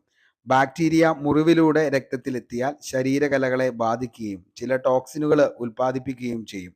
ഇവ രക്തലോമികൾ തകരാറാക്കുകയും ആന്തരിക രക്തസ്രാവത്തിന് കാരണമാവുകയും ചെയ്യും. ഓക്കെ, അപ്പോൾ മാക്സിമം എന്ത് ചെയ്യുക? ഈ പറയുന്ന എലികള്, നായ്ക്കള്, അവരുടെയൊക്കെ എന്താണ് ആ വിസർജ്യങ്ങൾ അങ്ങനെയൊക്കെ എന്ത് ചെയ്യുക? നമ്മുടെ വീടിന്റെ പരിസരങ്ങളിലൊക്കെ എന്ത് ചെയ്യുക? കെട്ടിക്കിടക്കാതിരിക്കാനായിട്ട് നോക്കുക. ഓക്കെ, ഇനി രോഗലക്ഷണങ്ങൾ എന്തൊക്കെയാണെന്ന് ചോദിച്ചാൽ ശക്തമായ പനി, അതേപോലെ തലവേദന, പേശിവേദന, കണ്ണിനുണ്ടാകുന്ന ചുവപ്പ് നിറം, അതേപോലെ വെളിച്ചത്തിൽ നോക്കാൻ ഭയങ്കരമായിട്ടുള്ള ഒരു പ്രയാസം, ഇതൊക്കെയാണ് ശരിക്കും എലിപ്പനിക്ക് കാരണമായിട്ടുള്ള രോഗലക്ഷണങ്ങളായിട്ട് നമ്മൾ പറയുന്നത്. ഓക്കെ, നമുക്കെന്നാൽ ഓടിച്ചൊന്ന് നോക്കാം കുറച്ച് രോഗങ്ങളും അവയുടെ രോഗകാരിയും ഏതൊക്കെയാണെന്നുള്ളത്. ഓക്കെ, എലിപ്പനി ഏതാണെന്ന് ചോദിച്ചാൽ ലെപ്റ്റോസ്പൈറ ഇലക്ട്രോ ഹെമറാജിക്ക എന്ന് പറയുന്ന വൈറസ് ആണ്. പ്ലേഗ് ആണെങ്കിൽ യെഴ്സീനിയ പെസ്റ്റിസ് എന്ന് പറയുന്നത്. ഇനി കോളറയാണെങ്കിൽ വിബ്രിയോ കോളറ. ആന്ത്രാക്സ് ആണെങ്കിൽ ബാസിലസ് ആന്ത്രാസിസ്. ക്ഷയമാണെങ്കിൽ tubercle bacillus Mycobacterium tuberculosis. ഇനി ബോട്ടുലിസം ആണെങ്കിൽ ക്ലോസ്ട്രീഡിയം ബോട്ടുലിസം. അപ്പോൾ ഇത്രയും കാര്യങ്ങൾ ഒന്ന് ഓർത്തു വച്ചോ. എലിപ്പനി പകരാനായിട്ടുള്ള കാരണമായ സൂക്ഷ്മജീവിയാണ് ലെപ്റ്റോസ്പൈറ. ഓക്കെ, നമുക്ക് 39ാമത്തെ ചോദ്യത്തിലേക്ക് പോവാം. ലോകാരോഗ്യ ദിനം 2024 പ്രമേയം, തീം എന്ന് പറയുന്നത് നമ്മൾ എന്തായാലും നമ്മുടെ LDCയോടനുബന്ധിച്ച് നമ്മൾ ചെയ്യുന്നതായിരിക്കും. അപ്പോൾ അതിൻ്റെ അകത്ത് മൊത്തം തീമുകളും നമ്മൾ എടുത്ത് പഠിക്കും. അപ്പോൾ അതിൻ്റെ അകത്ത് നമുക്ക് 2022, 23, 24 വർഷങ്ങളിലെ എല്ലാ സംഘടനകളുടെയും അതേപോലെ തന്നെ പദ്ധതികളുടെ എല്ലാത്തിൻ്റെയും നമുക്ക് തീം എടുത്തൊന്ന് പഠിക്കാം. ഓക്കെ, അപ്പോൾ അത് വേണമെങ്കിൽ നിങ്ങൾ താഴെ ഒന്ന് കമൻറ്റ് ബോക്സിൽ ഒന്ന് രേഖപ്പെടുത്തിക്കോ. നമുക്കത് ഒരു വീഡിയോ ആയിട്ട് വിത്ത് കോഡ് വെച്ച് നമുക്ക് പഠിക്കാം. അപ്പോൾ ലോകാരോഗ്യ ദിനം 2024 പ്രമേയം തീം എന്താണെന്ന് ചോദിച്ചു കഴിഞ്ഞാൽ എൻ്റെ ആരോഗ്യം എൻ്റെ അവകാശം. ഓപ്ഷൻ ബി ആണ് നമ്മുടെ ഉത്തരം എന്ന് പറയുന്നത്. വ്യക്തിയുടെ ശാരീരികവും മാനസികവും സാമൂഹികവുമായ സമ്പൂർണ്ണ സുസ്ഥിതിയാണ് ആരോഗ്യം എന്ന് പറയുന്നത്. ഓക്കെ, അപ്പോൾ വ്യക്തിയുടെ ശാരീരികവും മാനസികവും സാമൂഹികവുമായ സമ്പൂർണ്ണ സുസ്ഥിതി ആരോഗ്യം. മനുഷ്യ സമൂഹത്തിൻ്റെ കൂട്ടായ്മ പ്രവർത്തനത്തിലൂടെ പെട്ടെന്ന് രോഗമുക്തി നേടുക, സുദീർഘമായ ആരോഗ്യ അവസ്ഥ കൈവരിക്കുക, ദീർഘായുസ് നേടിയെടുക്കുക എന്നിവയാണ് പൊതുജനാരോഗ്യം കൊണ്ട് ഉദ്ദേശിക്കുന്നത്. ലോകത്തിലെ ഏറ്റവും വലിയ ആരോഗ്യ സംഘടനയാണ് WHO. ഒരു വ്യക്തിയുടെ ശാരീരികവും മാനസികവും ആത്മീയവും സാമ്പത്തികവും സാമൂഹികവുമായ നല്ല അവസ്ഥയാണ് ആരോഗ്യം എന്ന നിർവചനം നൽകുന്നത്. WHO രൂപീകൃതമായത് എന്നാന്ന് ചോദിച്ചാൽ 1948 ഏപ്രിൽ 7. ലോക ആരോഗ്യ ദിനം എന്നാണ്? ഏപ്രിൽ 7 2024 ലോകാരോഗ്യ ദിനത്തിന്റെ പ്രമേയമാണ് മൈ ഹെൽത്ത് മൈ റൈറ്റ്, അതായത് എൻ്റെ ആരോഗ്യം എൻ്റെ അവകാശം. 2023 ലോകാരോഗ്യ ദിന പ്രമേയമായിരുന്നു ഹെൽത്ത് ഫോർ ഓൾ, എല്ലാവർക്കും ആരോഗ്യം. 2022 ലോകാരോഗ്യ ദിനത്തിന്റെ പ്രമേയമാണ് അവർ പ്ലാനറ്റ് അവർ ഹെൽത്ത്. ഇനി നമുക്കറിയാം കുറേ നിലവിൽ ചോദിക്കാറുണ്ട് PSC. തണ്ണീർത്തടത്തിന്റെ അന്താരാഷ്ട്ര വനിതാ ദിനത്തിന്റെ, ലോക ഉപഭോക്താവകാശ ദിനത്തിന്റെ, ലോക ജലദിനത്തിന്റെ, അതേപോലെ ലോക കാലാവസ്ഥാ ദിനം, ഭൗമദിനം, അന്താരാഷ്ട്ര ജൈവ വൈവിധ്യ ദിനം, അന്താരാഷ്ട്ര പരിസ്ഥിതി ദിനം, ഇതൊക്കെ എപ്പോഴും ചോദിക്കാറുള്ളതാണ്. അപ്പോൾ നമ്മൾ കുറച്ചു മുമ്പ് പറഞ്ഞു ഫെബ്രുവരി 2 തണ്ണീർത്തട ദിനം എന്തായിരുന്നു? Wetlands and human wellbeing. Okay, തണ്ണീർത്തടങ്ങളും മനുഷ്യക്ഷേമവും. മാർച്ച് 8 അന്താരാഷ്ട്ര വനിതാ ദിനത്തിന്റെ സ്ത്രീ പക്ഷ നിക്ഷേപം അതിവേഗ പുരോഗതി, invest in woman accelerate progress. March 15 ലോക ഉപഭോക്തൃ ദിനം.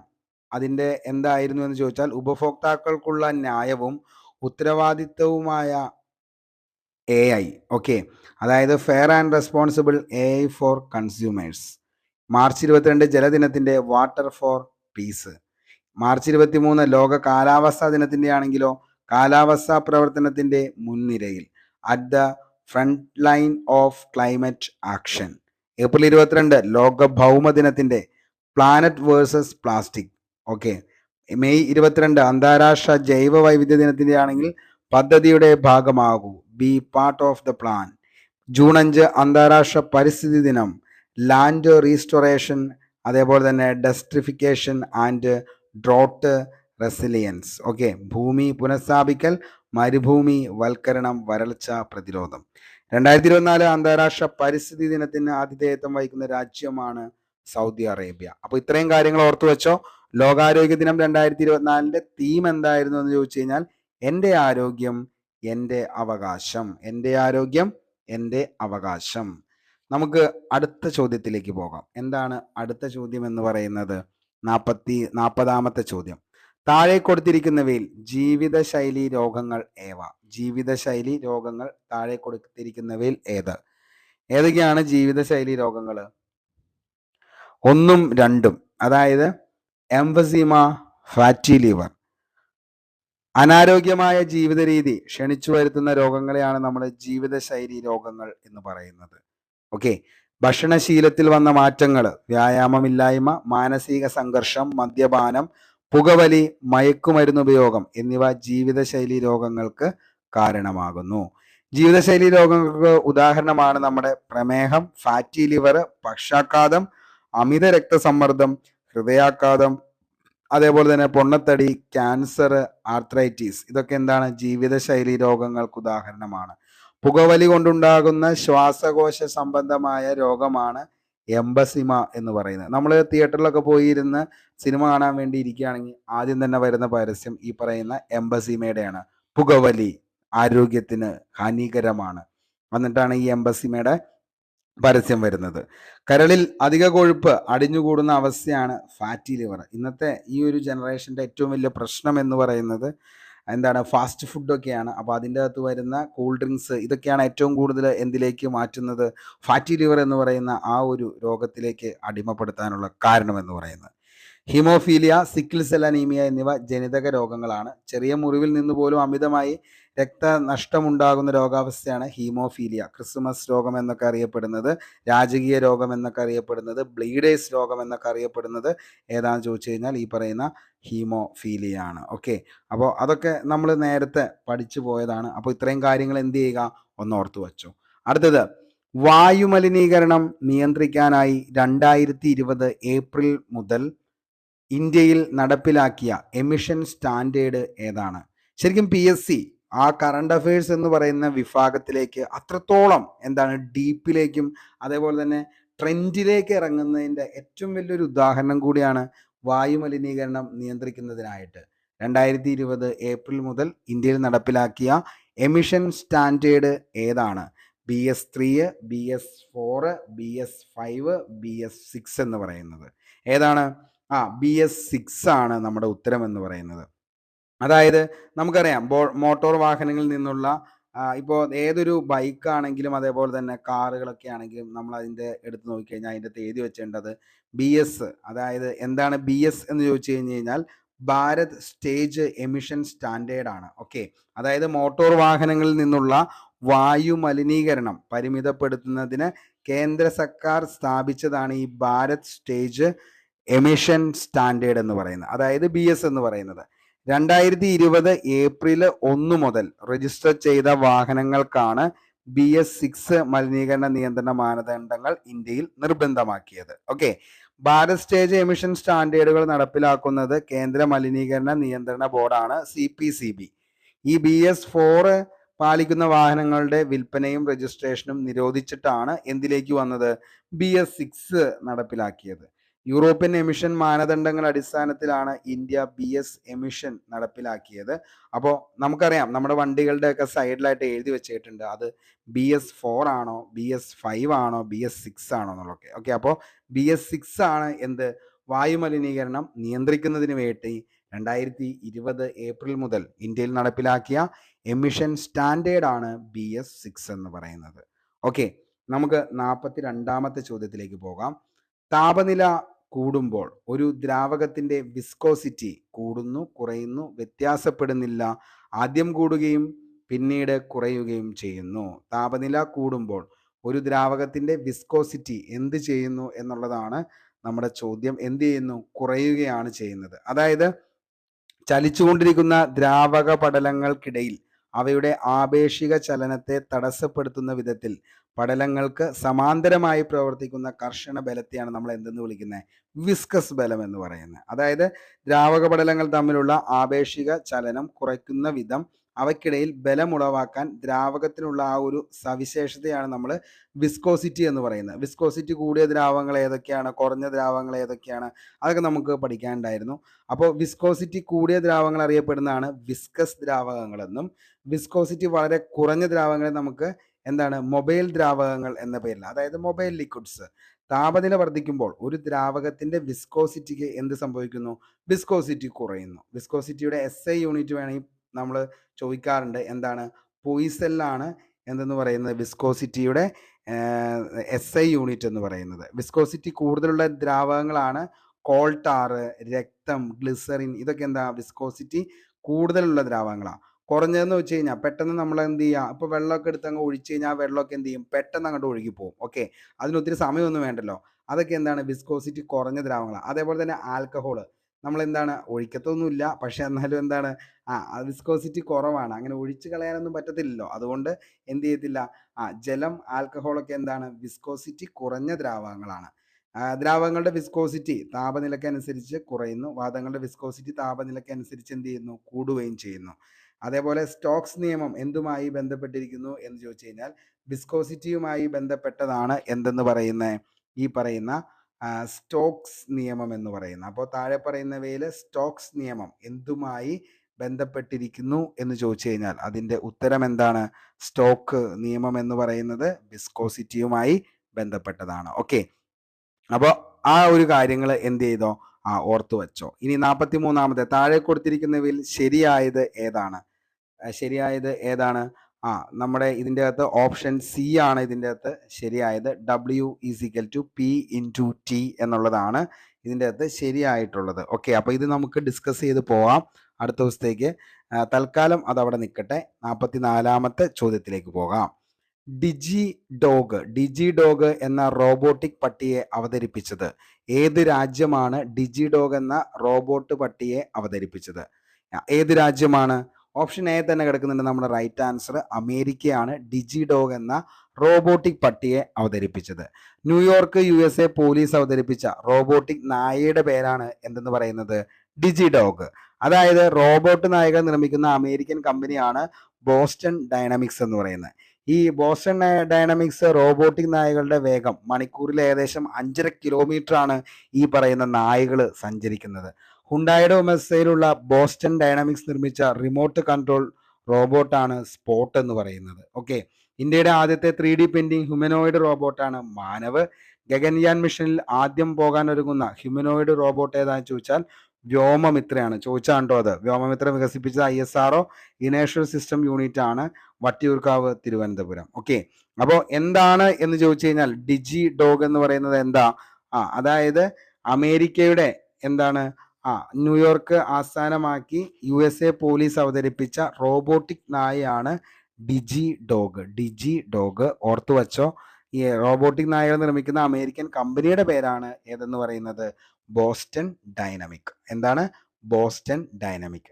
അടുത്തത് 50 കിലോഗ്രാം മാസുള്ള ഒരു കല്ലും 4.5 കിലോഗ്രാം മാസുള്ള ഒരു കല്ലും 25 മീറ്റർ പൊക്കമുള്ള ഒരു കെട്ടിടത്തിന്റെ മുകളിൽ നിന്നും ഒരുമിച്ച് താഴേക്കിടുന്നു. ഏത് കല്ലായിരിക്കും ആദ്യം എത്തുക? വായുവിന്റെ പ്രതിരോധം അവഗണിക്കുക. 50 kg, 4.5 kg രണ്ടും ഒരുമിച്ച് കൃത്യമായി പ്രവചിക്കാൻ സാധിക്കില്ല. എന്താണ് അതിൻ്റെ ഉത്തരം? രണ്ടും ഒരുമിച്ചെത്തും. അതായത് എന്തുകൊണ്ടാ? ഭൂമി എല്ലാ വസ്തുക്കളെയും അതിൻ്റെ കേന്ദ്രത്തിലേക്ക് ആകർഷിക്കുകയാണ്. ആ ആകർഷണ ബലത്തിനാണ് നമ്മൾ എന്തെന്ന് പറയുന്നത്? ഭൂഗുരുത്വാകർഷണ ബലം എന്ന് പറയുന്നത്. അതായത് ഒരു വസ്തുവിന് മേൽ ഭൂഗുരുത്വാകർഷണ ബലം ഏറ്റവും കൂടുതലായി അനുഭവപ്പെടുന്നത് ഭൂമിയുടെ ഉപരിതലത്തിൽ സ്ഥിതി ചെയ്യുമ്പോഴാണ്. അപ്പോൾ ഉപരിതലത്തിൽ നിന്നും മുകളിലേക്ക് പോകുന്തോറും ഗുരുത്വാകർഷണ ബലം എന്ത് ചെയ്യും? കുറഞ്ഞാണ് പോകുന്നത്. ഭൂമിയുടെ ഉള്ളിലേക്ക് പോകുന്തോറോ ഗുരുത്വാകർഷണ ബലം കുറയും. ഓക്കെ, ഇനി നമുക്കറിയാം, ഒരു വസ്തുവിനെ ഉയരത്തിൽ നിന്നും സ്വതന്ത്രമായി താഴേക്ക് വിടാനായി അനുവദിച്ചു കഴിഞ്ഞാൽ അത് ഗുരുത്വാകർഷണ ബലം കാരണം ഭൂമിയിലേക്ക് പതിക്കും.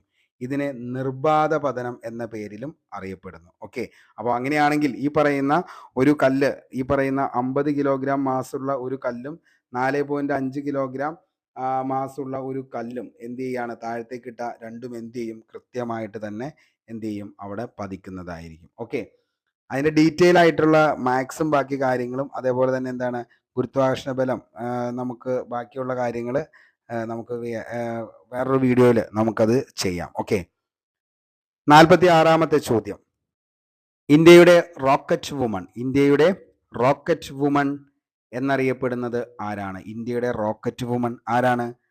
ഓപ്ഷൻ ബി ആണ് ഋതു കരിതാൾ. ചന്ദ്രയാൻ 2 മിഷന്റെ ഡയറക്ടറാണ് ഋതു കരിതാൾ ശ്രീവാസ്തവ എന്നുള്ളത്. നമുക്കറിയാം, ഒത്തിരി പ്രാവശ്യം അതൊക്കെ എന്ത് ചെയ്താണ്, നമ്മൾ കേട്ടുപോയതാണ്. അപ്പോൾ ചന്ദ്രയാൻ 2 മിഷൻ ഡയറക്ടറാണ് ഋതു കരിതാൾ ശ്രീവാസ്തവ. ബഹിരാകാശ യാത്ര നടത്തിയ ആദ്യ ഇന്ത്യൻ വനിത ഏതാന്ന് ചോദിച്ചാൽ കൽപ്പന ചൗള. പ്രപഞ്ചം മുഴുവൻ എൻ്റെ ജന്മനാടാണ് എന്ന് അഭിപ്രായപ്പെട്ടത് കൽപ്പന ചൗളയാണ്. ചന്ദ്രോപരിതലത്തിൽ പ്രവർത്തിക്കുന്ന പ്രഗ്യാൻ റോവറിന്റെ വികസനത്തിന് പിന്നിൽ പ്രവർത്തിച്ച റോബോട്ടിക് സ്പെഷ്യലിസ്റ്റായ വ്യക്തി റീമ ഘോഷ്. ചന്ദ്രയാൻ 3 പിന്നിൽ പ്രവർത്തിച്ച ISRO സീനിയർ സയന്റിസ്റ്റാണ് Nidhi Porwal. Missile man of India നമുക്കറിയാം APJ Abdul Kalam. Missile woman of India എന്ന് പറയുന്നത് ആരാണ്? Tessy Thomas. BrahMos man of India Sivathanu Pillai. Rocket man of India K Sivan. Rocket woman of India Ritu Karidhal Srivastava. അഗ്നിപുത്രി എന്ന് വിശേഷിപ്പിക്കുന്ന ഭാരതീയ വനിതയാണ് ടെസ്സി തോമസ്. ഓക്കെ, ഇനി അടുത്ത ചോദ്യത്തിലേക്ക് പോകാം. 47ാമത്തെ ചോദ്യം. ആനോഡൈസിങ് എന്ന പ്രക്രിയ ഏത് ലോഹ സംരക്ഷണത്തിനാണ് പ്രധാനമായും ഉപയോഗിക്കുന്നത്? എന്താണ് ആനോഡൈസിങ് എന്ന പ്രക്രിയ? ഏത് ലോഹ സംരക്ഷണത്തിനാണ് പ്രധാനമായും ഉപയോഗിക്കുന്നത്? ഏതാണ്? നമ്മുടെ ഓപ്ഷൻ സി അലൂമിനിയമാണ്. അതായത് അലൂമിനിയത്തിന്റെ കട്ടിയുള്ള ഓക്സൈഡ് പാളി രൂപപ്പെടുത്തുന്ന പ്രക്രിയക്കാണ് ആനോഡൈസിങ് എന്ന് പറയുന്നത്. വായുവുമായി സമ്പർക്കം പുലർത്തുമ്പോൾ അലൂമിനിയം ഒരു നേർത്ത ഓക്സൈഡ് പാളി രൂപപ്പെടുത്തുന്നു. ഈ അലൂമിനിയം ഓക്സൈഡ് പാളി ലോഹനാശത്തെ കൂടുതൽ പ്രതിരോധിക്കുന്നു. ഭൂമിയുടെ അകക്കാമ്പിൽ ഏറ്റവും കൂടുതലുള്ള ലോഹം ഏതാന്ന് ചോദിച്ചാൽ ഏതാണ്? ഇരുമ്പാണ്. പ്രപഞ്ചത്തിലെ ഏറ്റവും കൂടുതലുള്ള ലോഹം ഏതാണ്? ഇരുമ്പാണ്. ഇരുമ്പ് തുരുമ്പിക്കാതിരിക്കാൻ സിങ്ക് അല്ലെങ്കിൽ നാഗം പൂശുന്ന പ്രക്രിയയ്ക്ക് പറയുന്ന പേരാണ് ഗാൽവനൈസേഷൻ എന്ന് പറയുന്നത്. ഒത്തിരി തവണ ചോദിച്ച ചോദ്യം, ഈ ഇരുമ്പ് തുരുമ്പിക്കാതിരിക്കാൻ സിങ്ക് അല്ലെങ്കിൽ നാഗം പൂശുന്ന പ്രക്രിയയ്ക്ക് പറയുന്ന പേരാണ് ഗാൽവനൈസേഷൻ. ജന്തുക്കളുടെ കണ്ണുകളിൽ കാണപ്പെടുന്ന ലോഹമാണ് സിങ്ക്. ഇൻസുലിനും കണ്ണുനീരിലും അടങ്ങിയിരിക്കുന്നതും സിങ്കാണ്. ചായങ്ങളുടെയും പെയിന്റുകളുടെയും വ്യാവസായിക നിർമ്മാണത്തിന് നിരോക്സീകാരിയായി സിങ്ക് ഉപയോഗിക്കുന്നു. മനുഷ്യൻ ആദ്യമായി ഉപയോഗിച്ച ലോഹം ഏതാണ്? ഇപ്പോഴും PSC LGS ലെവലിൽ ചോദിച്ചുകൊണ്ടിരിക്കുന്ന ഒരു ചോദ്യമാണ്. ചാടി കയറി എല്ലാവരും ഇരുമ്പിലേക്ക് പോകും, പക്ഷെ മനുഷ്യൻ ആദ്യമായി ഉപയോഗിച്ച ലോഹം ചെമ്പാണ്. ഇലക്ട്രിക്കൽ ഇൻഡസ്ട്രിയിൽ ഉപയോഗിക്കുന്ന വയറുകളുടെ നിർമ്മാണത്തിനും സ്റ്റീം വാട്ടർ പൈപ്പുകളുടെ നിർമ്മാണത്തിനും ഉപയോഗിക്കുന്നത് ചെമ്പാണ്. വീട്ടിലെ വൈദ്യുത കമ്പികൾ നിർമ്മിച്ചിരിക്കുന്ന ലോഹം ചെമ്പ്. ബ്രോൺസ്, ബ്രാസ്, നാണയ, അലോയ് എന്നിവയുടെ പൊതു ഘടകമാണ് ചെമ്പെന്ന് പറയുന്നത്. അപ്പോൾ അത്രയും കാര്യം എന്ത് ചെയ്യുക? ഓർത്തു വെച്ചോ. അടുത്തത്, താഴെ പറയുന്നവയിൽ ഏത് pH മൂല്യത്തിലാണ് calcium dry oxide calcium hydroxyapatite നാശത്തിന് വിധേയമാകുന്നത്? ഓക്കെ, താഴെ പറയുന്നവയിൽ ഏത് pH മൂല്യത്തിലാണ് കാൽസ്യം ഹൈഡ്രോക്സി അപ്പറ്റൈറ്റ് നാശത്തിന് വിധേയമാകുന്നത്? ഏതിനാണ് അത്? ഏത് pH വാല്യൂല? പൊട്ടൻഷ്യൽ ഓഫ് ഹൈഡ്രജനിലാണ്. അതായത് 5.5 pH 5.5 അതായത് option A. Calcium hydroxyapatite അസ്ഥികളുടെ ഒരു പ്രധാന ഘടകമാണ്. Calcium phosphate, calcium fluoride, calcium carbonate, citrate എന്നിവയുൾപ്പെടെയുള്ള അജൈവ ധാതുക്കൾ നിർമ്മിക്കുന്നതിന് കാൽസ്യം ഹൈഡ്രോക്സി അപ്പറ്റൈറ്റ് ആണ് എന്ത് ചെയ്യുന്നത് ഉപയോഗിക്കുന്നത്. ശരീരത്തിലെ ഏറ്റവും കാഠിന്യമുള്ള വസ്തു നമുക്കറിയാം പല്ലിൻ്റെ ഇനാമലാണ്. കാൽസ്യം ഫോസ്ഫേറ്റ് എന്ന ധാതുവാണ് ഇനാമലിൽ അടങ്ങിയിരിക്കുന്നത്. അതൊരു ക്രിസ്റ്റൽ ഘടനയിൽ ക്രമീകരിച്ചിരിക്കുന്നു. ഇതിനെ ഹൈഡ്രോക്സി അപ്പറ്റൈറ്റ് എന്നും വേണമെങ്കിൽ നമുക്ക് എന്ത് ചെയ്യാം, വിളിക്കാം. ഇനാമൽ നിർമ്മിച്ചിരിക്കുന്ന പദാർത്ഥമാണ് കാൽസ്യം ഹൈഡ്രോക്സി അപ്പറ്റൈറ്റ്. കാൽസ്യം ഫോസ്ഫേറ്റിന്റെ ക്രിസ്റ്റലീയ രൂപം അതാണ് ശരിക്കും എന്തെന്ന് പറയുന്നത്, ഈ പറയുന്ന കാൽസ്യം ഹൈഡ്രോക്സി അപ്പറ്റൈറ്റ് എന്ന് പറയുന്നത്. ഓക്കെ, ഇനി ദന്തക്ഷയത്തിന് ഇടയാകുന്ന പി എച്ച് മൂല്യം, അതായത് വായയുടെ അകത്ത് potential of hydrogen P H value എന്ന് പറയുന്നത് 5.5 താഴെയായി കഴിഞ്ഞാൽ ഉറപ്പായിട്ട് നമ്മുടെ എന്ത് ചെയ്യും, പല്ല് ചെറുതായിട്ട് ദ്രവിക്കാനായിട്ട് തുടങ്ങും. അപ്പോൾ 5.5 പൊട്ടൻഷ്യൽ ഓഫ് ഹൈഡ്രജൻ 5.5ലേക്ക് എത്തുന്ന അതിൽ താഴെയുള്ള പാനീയങ്ങളോ അല്ലെങ്കിൽ അസിഡിക് ആയിട്ടുള്ള കാര്യങ്ങളോ നമ്മൾ എന്ത് ചെയ്യാതിരിക്കുക, വായിൽ കഴിക്കാതിരിക്കുക, അല്ലെങ്കിൽ അങ്ങനെയുള്ള പാനീയങ്ങൾ എന്ത് ചെയ്യുക, ഉപയോഗിക്കാതിരിക്കുക. ഓക്കെ, നമുക്കറിയാം ഈ പറയുന്ന കൊക്കോകോള, പെപ്സി, അതേപോലെ തന്നെ എന്താണ് 7up അങ്ങനെയുള്ള എല്ലാം അതിൻ്റെ അകത്ത് നമ്മൾ നോക്കിക്കഴിഞ്ഞാൽ മനസ്സിലാവും എന്താണ് ഇതെല്ലാം ഉപയോഗിക്കുന്നത് കൊക്കോകോള കമ്പനിയുടെ ബ്രാൻഡ് അല്ലെങ്കിൽ കൊക്കോകോള കമ്പനിയുടെ ഉൽപ്പന്നങ്ങളാണ് എന്തെന്ന് പറയുന്നത്, ഈ പറയുന്ന എല്ലാ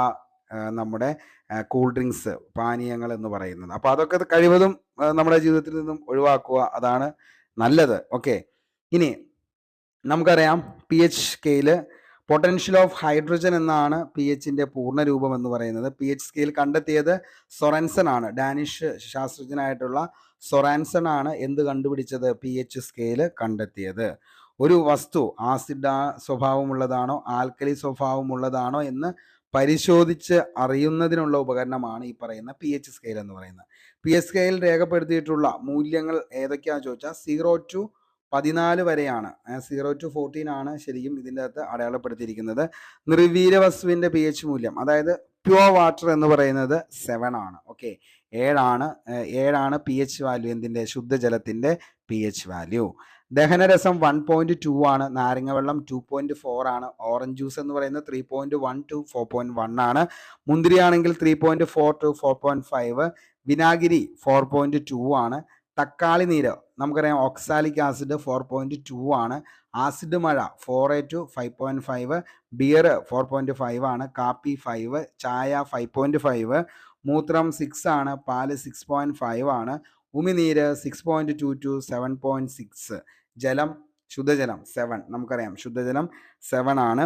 അതേപോലെ തന്നെ എന്താണ് നമ്മുടെ രക്തം 7.4, കടൽജലം 7.5, മുട്ടയുടെ വെള്ള 7.8 ആണ്. Tooth paste 8.7, അപ്പക്കാരം 8 to 9, milk of magnesia 10, ചുണ്ണാമ്പ് വെള്ളം 10.5, കാസ്റ്റിക് സോഡ 12 ആണ്. ഓക്കെ, അപ്പോൾ എന്ത് ചെയ്യുക, ഇത്രയും കാര്യങ്ങൾ നമ്മൾ ഇന്നത്തെ ക്ലാസ്സിൽ ഇന്ന് ഏകദേശം എന്താണ് 48 ഏകദേശം 25ഓളം ചോദ്യങ്ങൾ ചോദിച്ചു. അപ്പോൾ അടുത്ത ചോദ്യങ്ങൾ കൂടി 2 ചോദ്യങ്ങൾ കൂടി കഴിഞ്ഞ് നമുക്ക് എന്ത് ചെയ്യാം, ഈ ഒരു ക്ലാസ് വൈൻഡപ്പ് ചെയ്യാം. അപ്പോൾ ഇതുവരെയും നമ്മുടെ ചാനൽ നിലവിൽ സബ്സ്ക്രൈബ് ചെയ്യാത്തവരാണ് കണ്ടുകൊണ്ടിരിക്കുന്നതെങ്കിൽ ഉറപ്പായിട്ടും സബ്സ്ക്രൈബ് ചെയ്യുക. വീഡിയോ ഇഷ്ടപ്പെടുകയാണെങ്കിൽ ഉറപ്പായിട്ടും എന്ത് ചെയ്യുക, താഴെ കമൻറ്റ് ബോക്സിൽ നിങ്ങളുടെ അഭിപ്രായം രേഖപ്പെടുത്തുക. അതേപോലെ തന്നെ ലൈക്ക് അടിക്കുക. ഓക്കെ, നമുക്ക് 49ാമത്തെ ചോദ്യത്തിലേക്ക് പോകാം. ആവർത്തന പട്ടികയിൽ ഇടത്തുനിന്നും വലത്തുവശത്തേക്ക് പോകുമ്പോൾ മൂലകങ്ങളുടെ രാസഭൗതിക ഗുണങ്ങളുമായി ബന്ധപ്പെട്ട് തെറ്റായ പ്രസ്താവന ഏത്? പ്രസ്താവന രീതിയിലുള്ള ചോദ്യമാണ്. ആവർത്തന പട്ടികയിൽ ഇടത്തു നിന്ന് വലത്തേക്ക് പോകുമ്പോൾ മൂലകങ്ങളുടെ രാസഭൗതിക ഗുണങ്ങളുമായി ബന്ധപ്പെട്ട് തെറ്റായ പ്രസ്താവന ഏതാണ് എന്നാണ്. ഏതാണ്? ഇലക്ട്രോണുകൾ വിട്ടുകൊടുക്കാനുള്ള കഴിവ് കൂടുന്നു എന്നതാണ് തെറ്റായ പ്രസ്താവന എന്ന് പറയുന്നത്. ഓക്കെ, അപ്പോൾ ഏതാണ്? ഓപ്ഷൻ സി ആണ് അതിൻ്റെ ആൻസർ എന്ന് പറയുന്നത്. അതായത് പീരിയോഡിക് ടേബിളിൽ ഒരു ഗ്രൂപ്പിൽ മുകളിൽ നിന്ന് താഴത്തേക്ക് പോകുന്തോറും ആറ്റോമിക ആരം കൂടുന്നതനുസരിച്ച് ഇലക്ട്രോ നെഗറ്റിവിറ്റി എന്ത് ചെയ്യുന്നു? കുറഞ്ഞു വരുന്നു. പീരിയോഡിക് ടേബിളിൽ ഇടത്തു നിന്ന് വലത്തേക്ക് പോകുന്തോറോ ഇലക്ട്രോ നെഗറ്റിവിറ്റി കൂടി വരുന്നു. പീരിയോഡിക് ടേബിളിൽ ഒരു ഗ്രൂപ്പിൽ നിന്നും മുകളിൽ നിന്നും താഴോട്ട് പോകുന്തോറും ആറ്റത്തിന്റെ വലിപ്പം എന്ത് ചെയ്യുന്നു? വർദ്ധിച്ചു വരുന്നു. മുകളിൽ നിന്നും താഴോട്ട് പോകുന്തോറും ഷെല്ലുകളുടെ എണ്ണം വർദ്ധിക്കുന്നതിനാൽ ആറ്റത്തിന്റെ വലുപ്പം വർദ്ധിക്കുന്നു. ആറ്റത്തിന്റെ വലുപ്പം കൂടുമ്പോൾ അയോണീകരണ ഊർജം എന്ത് ചെയ്യുന്നു? കുറയുന്നു. ഒരു പീരീഡിൽ ഇടത്തു നിന്ന് വലത്തേട്ട് ആറ്റത്തിന്റെ വലുപ്പം എന്ത് ചെയ്യുന്നു? കുറയുന്നു. ഓക്കെ, അപ്പൊ അങ്ങനെയുള്ള കാര്യങ്ങളൊക്കെ എന്ത് ചെയ്യുക? പഠിച്ചു വച്ചേക്കുക, ഇമ്പോർട്ടൻ്റ് ആണ്. നമ്മുടെ ഇന്നത്തെ ലാസ്റ്റ് ക്വസ്റ്റ്യൻ ആണ്, ഓക്സിജൻ മൂലത്തിന്റെ രൂപാന്തരങ്ങൾ ഏതൊക്കെയാണ്? ഓക്സിജൻ മൂലകത്തിന്റെ രൂപാന്തരങ്ങൾ ഏതൊക്കെയാണ്?